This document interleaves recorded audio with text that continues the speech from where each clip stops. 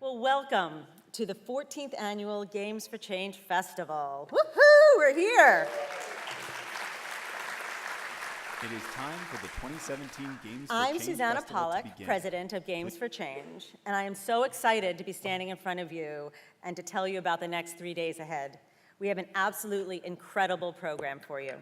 Before I dive into what's in store, I'd like to thank Parsons School of Design at the New School for hosting our event for the second year. We are thrilled to call this beautiful venue our home. And a special thank you to Colleen Macklin and John Sharp for bringing us into your family. We have other incredible partners to thank for making this festival come alive, including sponsors who literally, without their support, we couldn't be here. So a special shout out to our major sponsors, Microsoft, the National Endowment for the Arts, and the Entertainment Software Association. Both Microsoft and the ACA, along with newcomer to the Games for Change family, Yogame, have supported our 3rd annual Games for Learning Summit. We also have a special partner for the Neurogaming and Health track this year, which I'd like to point out.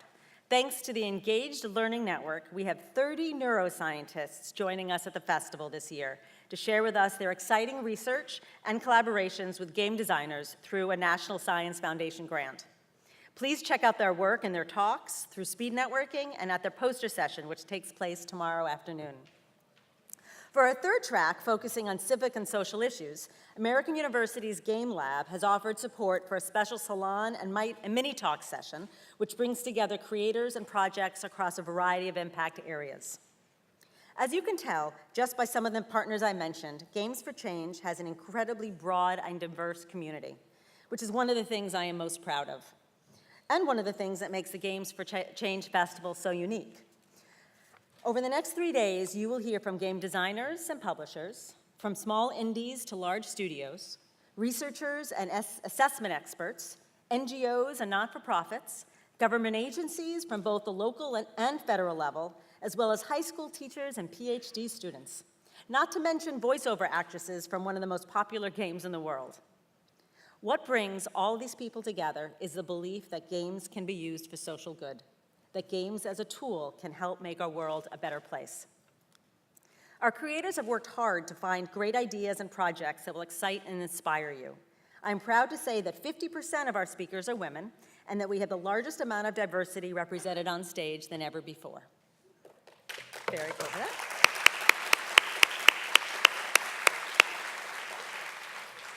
Without getting too deep into the political, there's plenty of time for that in the talks to come. But I do want to say that regardless of where you stand, I hope we all can agree that an open dialogue about issues are a welcome exercise, and that the use of games and other forms of digital media is a meaningful way to focus some of that discourse. Whether your goals are to change behavior, build awareness around an issue, to educate, create community, or simply make people feel, games are a powerful medium to engage in content and ideas and reach audiences in a scalable way. I would be remiss if I didn't mention our 3rd day of programming, the VR for Change Summit. For many of you, this expansion of our event is a natural one, as VR is an area that game designers have been delving into for years. But for others, this might be a point of departure for an organization called Games for Change. But let me explain to you our rationale and our commitment.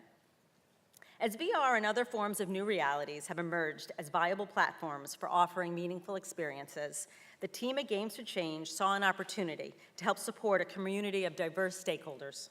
We saw a role for ourselves as a convener to bring together the different players already experimenting in this space and to offer a place for dialogue, building best practices, and incubation of new ideas.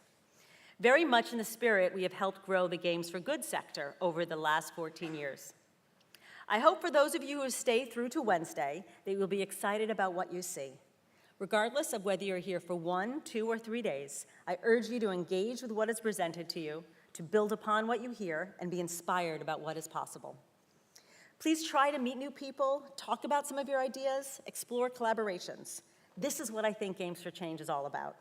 I look forward to hearing after the festival from you about who you met here, what projects were birthed here, and how something you heard changed your point of view. Thank you. And please welcome to the stage Colleen Macklin. Welcome, everyone. How's everybody doing today? Yeah, did you get some New York bagels this morning, I hope? Welcome to New York, welcome to Games for Change, and welcome to the New School. The New School is actually kind of old. It's not that new. In 2 years, we'll be celebrating 100 years. It was founded in 1919 by a bunch of Columbia University dropouts. They were faculty who were actually fired for expressing their anti-war sentiments during World War I. You might have heard of some of them. John Dewey was one, Judge Learned Hand, and a whole bunch of amazing folks who really were rethinking education and social change and social justice way back then. So they set out to create this university that's all about freedom of thought, open debate and discussion, and that led up to World War II, where the universities founded the University in Exile, obtaining visas and passage for over 180 intellectuals and their families threatened by the Nazis. So we've had some great faculty here. Hannah Arendt, whose book on totalitarianism is particularly relevant today. John Cage, who taught here for 10 years, both in experimental composition, as well as culminating in the course he taught in his 10th year here, mushroom identification.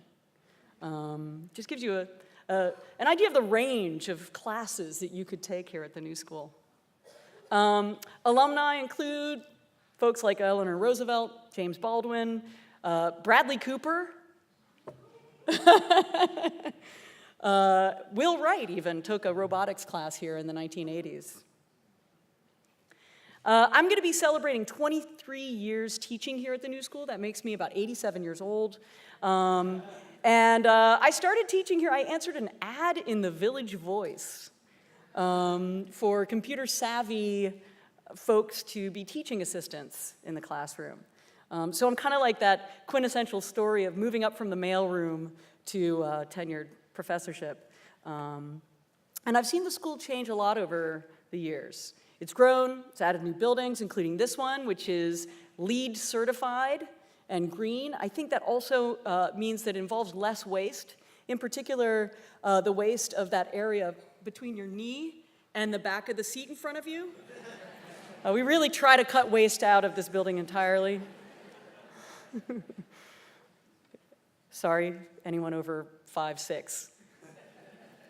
My first Games for Change here was 10 years ago.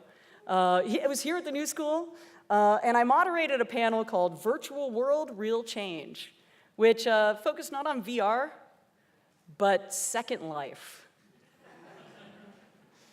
You have people who remember what that was? I barely do, I'm not sure. Things have changed. And not just Games for Change, the world's changed too since 10 years ago. 10 years ago, Republicans were Democrats, and Democrats were Democrats. Now Democrats are Republicans, and Republicans are supervillains. And the city's turned into a hollowed-out mall, thanks to greedy landlords and real estate developers, including our current president. And here at the New School, of all places, in more serious notes, swastikas were drawn on dorm rooms, doors last year. Kind of makes you want to go back to Second Life, which is saying something. But it's the first morning of Games for Change, and I don't want to get too dark. The world might be ending, but we can play games with socially positive messages. All right. Seem kind of futile, I don't know, why play when we should be out organizing? But I will leave us with some words by the most positive activist and beloved spirit animal for this conference, for my life in many ways, Bernie DeCoven. Yeah, Bernie is an amazing person, and if you haven't read Bernie's work, The Well-Played Game and The Playful Path, I highly recommend it. So Bernie said, when we play well together, we make an embellishment, a useless, spontaneous, joyous human decoration on the shape of necessity. So here's my Zen koan for the 2017 Games for Change conference. Play is useful because it's useless. Can't think of a better way to start. I'd like to thank Susanna Pollack and the folks at Games for Change. They're amazing. And for all of you here coming to the new school, and hopefully you won't get too many knee bruises, and I hope you enjoy the next 2 days. Thank you so much.